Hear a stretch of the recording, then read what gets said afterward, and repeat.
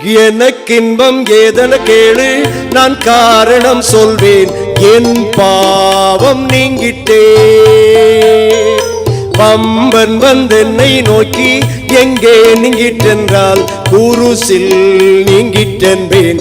அதை கல்வாரியின் இரத்தத்தாலே ஊடியாச்சுதே, அது வான பூமி போல நீங்கிட்டே. அன்பர் மறதி கடல் உள்ளே ஆழ்ந்ததும் நன்றி, ஆவேன் சுத்தமானே.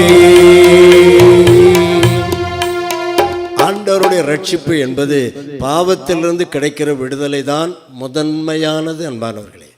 அதான் முதன்மையானது. ஏன் அது முதன்மையானது? ஏனென்றால் இயேசு கிறிஸ்து இந்த உலகத்திலே பாவிகளை ரட்சிப்பதற்காக வந்தார். அவரை நம்புகிற எல்லாரையும் பணக்காரர்கள் ஆக்குகிறதற்காக வரவில்லை.